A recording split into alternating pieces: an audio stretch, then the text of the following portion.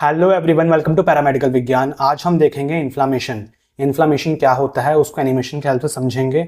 साथ साथ हम जानेंगे इन्फ्लामेशन का कारण क्या होता है, साइन क्या होते हैं, उसके टाइप्स के बारे में जानेंगे। एक्यूट और क्रॉनिक इन्फ्लामेशन, उनका डिफरेंस देख लेंगे। 10 डिफरेंस बताऊंगा आपको आज के लेक्चर में, तो बिल्कुल आप अच्छे से देखिएगा, पूरी वीडियो देखिएगा। इन्फ्लामेशन के बारे में आपके सारे डाउट्स क्लियर हो जाएंगे।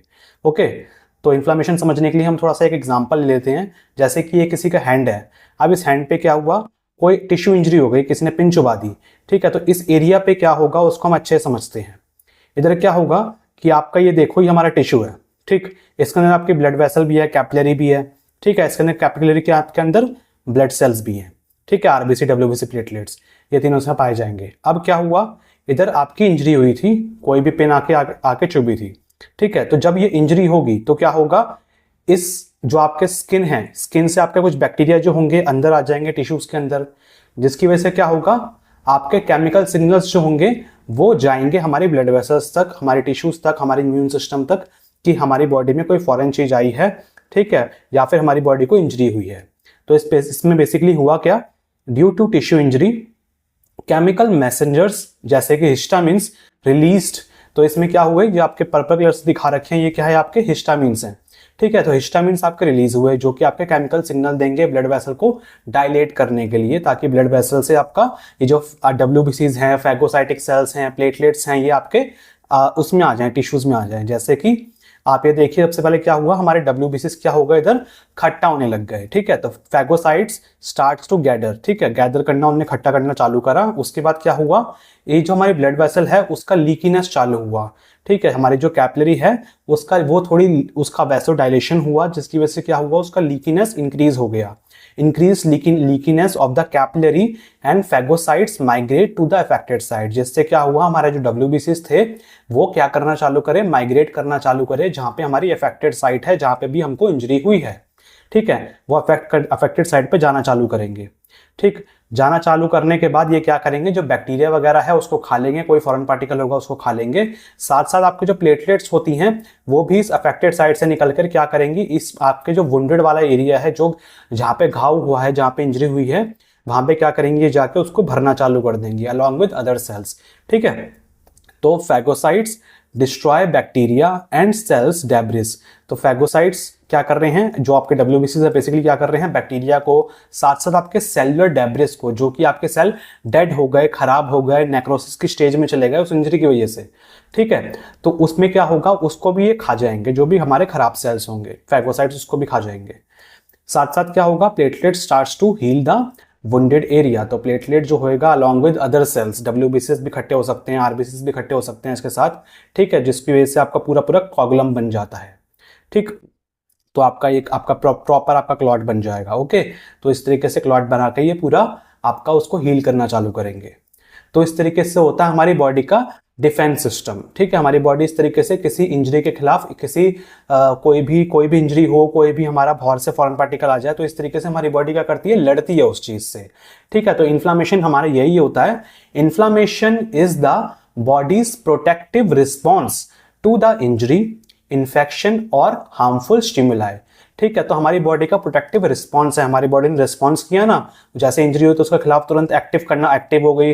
ठीक है, हिस्टामिन्स अपना क्या कहते हैं, हिस्टामिन्स निकले, उसके बाद क्या कहते हैं, आपका सेल्स जाके उधर खाने लगे चीजों को, प्लेटलेट जाके हील करने लगा। तो बॉडी का डिफेंस सिस्टम है। ठीक है, किसके खिलाफ, कोई भी इंजरी के खिलाफ, इन्फेक्शन के खिलाफ, या फिर कोई हार्मफुल स्टिमुलाई हमारी बॉडी में जब एंटर करेगा तो हमारा बॉडी का जो इम्यून सिस्टम है वो क्या हो जाएगा, एक्टिव हो जाएगा, इन्फ्लामेशन करेगा वो। ठीक, it involves the delivery of components from the vascular circulation and the activation of inflammatory cells and host defense molecules to move both the cause जैसे कि माइक्रोब्स या टॉक्सिन्स एंड द कॉन्सिक्वेंसेज जैसे कि आपके necrotic cells of the cell injury.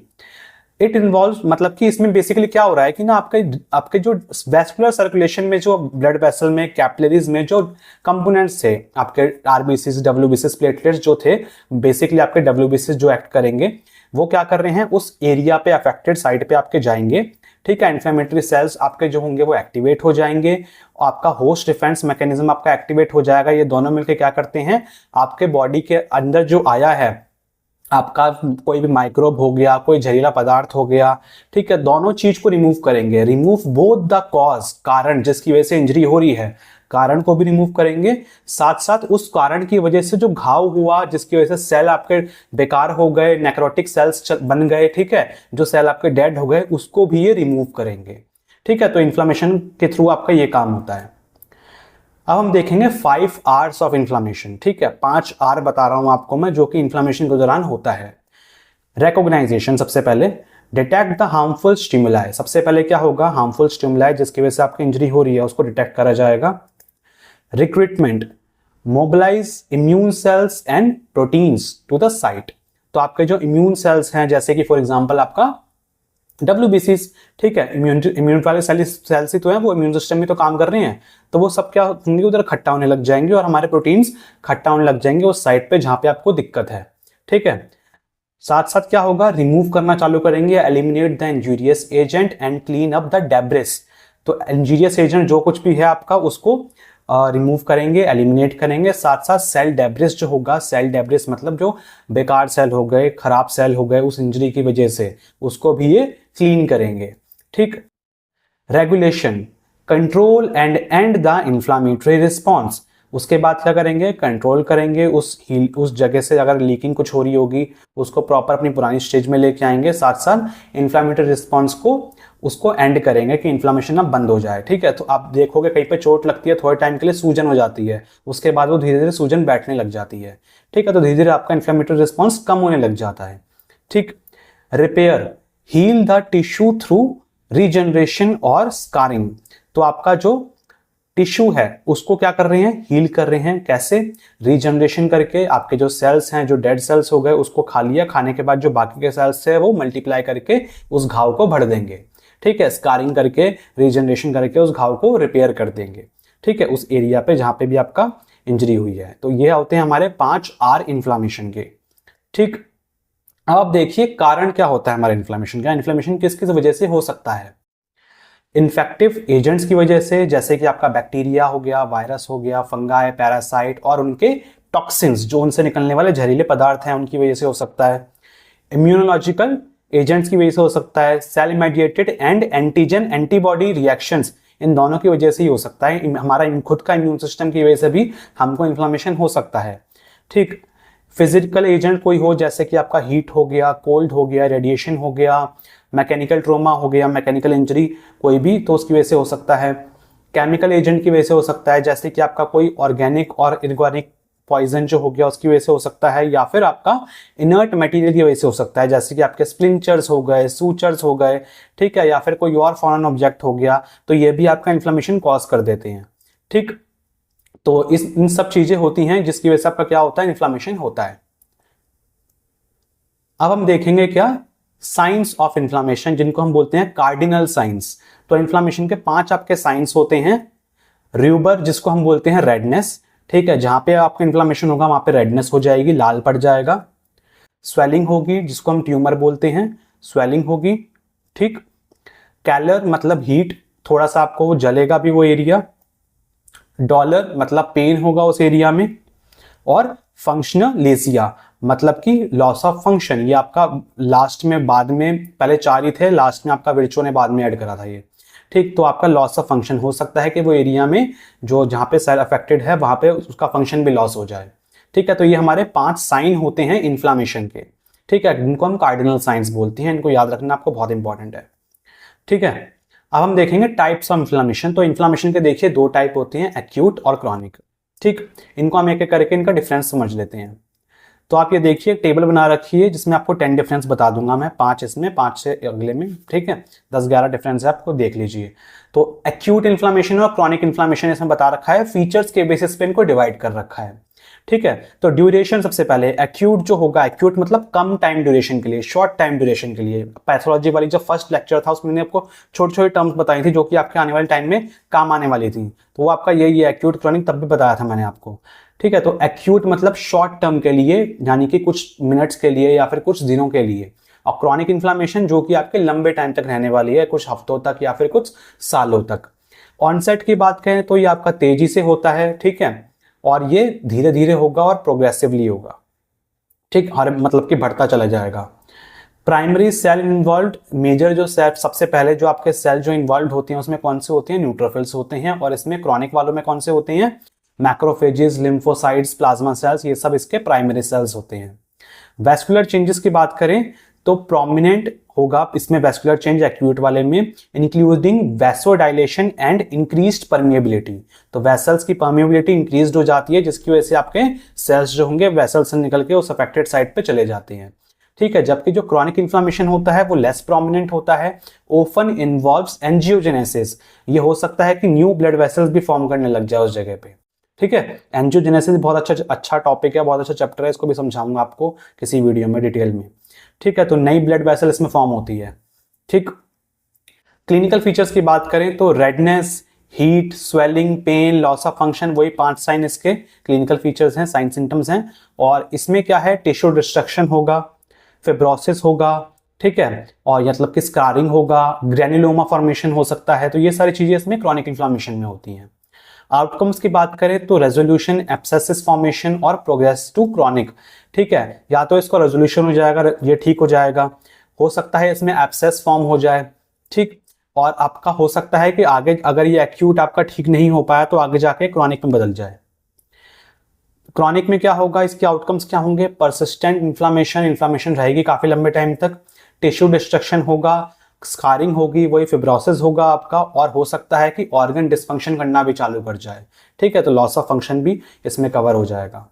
ठीक, इसके अलावा आप ये देखिए इसके एग्जांपल्स क्या होंगे एक्यूट के, आपका एक्यूट इन्फ्लामेशन की एक्यूट अपेंडिसाइटिस हो गया, अब मतलब कि एक्यूट इन्फ्लामेशन ऑफ अपेंडिस, और एक्यूट ब्रोंकाइटिस हो गया, ब्रोंकाई में आपका इन्फ्लामेशन, कोई कट हो गया, एब्रेशन हो गया, कहीं पे घिसड़ के चोट लग गई। ठीक है, तो इस तरीके से इसके एग्जांपल्स हैं एक्यूट इन्फ्लामेशन के, जो कि थोड़े टाइम में ठीक हो जाते हैं।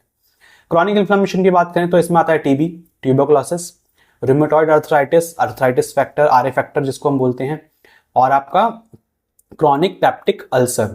ठीक है, तो पेप्टिक अल्सर भी, अल्सर मतलब फोड़ा, पेप्टिक मतलब पस वाला। ठीक है, तो पस वाले फोड़े काफी लंबे टाइम तक जो चलने वाले होते हैं। तो एक्सुडेशन की बात करें तो prominent with protein rich fluid exudate, तो इसमें प्रोमिनेंट होगा, हो सकता है इसमें प्रोटीन रिच फ्लूइड भी इसमें आपको देखने को मिले। और ये कैसा होगा, लेस एक्सुडेशन होगा, मतलब कि प्रोटीन रिच फ्लूइड इसमें कम देखने को मिलेगा, और फिब्रोसिस आपको ज्यादा देखने को मिलेगा इसमें। हीलिंग प्रोसेस की बात करें तो इसमें open leads to complete resolution to abscess formation. ठीक है, और एब्सेस फॉर्मेशन हो सकता है कि इसमें क्या हो जाए, एक्यूट वाले में तुरंत आपका बिल्कुल ठीक हो जाएगा। ठीक है, कंप्लीटली रेजोल्यूशन मिल जाएगा, बिल्कुल ठीक हो जाएगी आपकी चोट, या फिर हो सकता है कि एब्सेस फॉर्मेशन हो जाए, एब्सेसेस उधर बनने लग जाए। ओफन, इसमें क्या होगा क्रॉनिक में, often involve scarring and fibrosis, उस जगह पे जहां पे भी होगा ये। ठीक है, तो उधर स्कारिंग होगा और फिब्रोसिस होगा। ठीक, स्कारिंग, फिब्रोसिस ये अलग से आपके प्रॉपर अच्छे वाले टॉपिक है, इनको डिटेल में कवर करेंगे आने वाले लेक्चर्स में। Role of immune response, immune response का क्या रोल होगा इसमें एक्यूट वाले में, इन्नेट इम्यून रिस्पॉन्स, रैपिड और नॉन स्पेसिफिक। तो इसमें कैसा होगा, इन्नेट वाला करेगा, और इसमें क्रॉनिक में कैसा होगा, अडेप्टिव वाला करेगा। इन्नेट में इसका कौन सा करेगा, रैपिडली करेगा, तुरंत तेजी से करेगा, और नॉन स्पेसिफिक। ठीक है, स्पेसिफिक में आपका क्या होता है, एंटीबॉडीज बनती हैं उस चीज के खिलाफ बिल्कुल, लेकिन नॉन स्पेसिफिक है, अब आपका WBC सीधा गया और सीधा आपके डिस्ट्रॉय करना चालू कर दिया, उसका मतलब नहीं है किसी एंटीबॉडी से बने ना बने, उसको बस जाके खाना है उस चीज को। ठीक है, और जब आपका अडेप्टिव वाला जो है, अडेप्टिव इम्यून रिस्पॉन्स, उसमें आपका वो स्पेसिफिक होगा, लॉन्ग लास्टिंग होगा। स्पेसिफिक मतलब कि एंटीबॉडीज फॉर्मेशन होगा, प्रॉपर आपका पाथवे बनेगा, जिसकी वजह से ये प्रोसेस जो होता है वो लंबा हो जाता है और लॉन्ग लास्टिंग रहता है। ठीक है, मेडिएटर्स की बात करें तो मतलब कि मेडिएटर्स मतलब जो बीच में हेल्प करते हैं इस इन्फ्लामेशन में। ठीक है, तो इसमें आपका आता है हिस्टामिन हो गया, केमिकल मैसेंजर्स आपके हो गए, प्रोस्टग्लैंडिन्स हो गया, आपका ल्यूकोट्राइन्स हो गया, साइटोकाइन्स हो गया, ये सब एक्यूट इन्फ्लामेशन के मेडिएटर्स हैं। और आपके क्रॉनिक इन्फ्लामेशन के मेडिएटर्स कौन कौन से हैं, साइटोकाइन्स जैसे कि आपका interleukin 1, tumour necrosis factor alpha, growth factor, reactive oxygen species ROS। तो ये सारे क्या हैं, आपके क्रॉनिक इन्फ्लामेशन के मेडिएटर्स हैं। ओके, तो इनको हम क्रॉनिक इन्फ्लामेशन, एक्यूट इन्फ्लामेशन, इनको सेपरेटली अलग अलग लेक्चर में, आने वाले लेक्चर्स में 2 लेक्चर में कवर कर लेंगे हम। ठीक है, तो स्टूडेंट्स ये था हमारा आज का लेक्चर इन्फ्लामेशन के बारे में, इन्फ्लामेशन क्या होता है। आई होप कि आपको अच्छे समझ में आ गया होगा, उसके साइड डाउट्स आपको क्लियर हो गए होंगे। अगर आपको वीडियो अच्छी लगी हो तो वीडियो को लाइक करना, अपने क्लासमेट्स के साथ वीडियो को शेयर करना। मिलते हैं हम बहुत जल्दी नेक्स्ट वीडियो में, तब तक के लिए बाय बाय।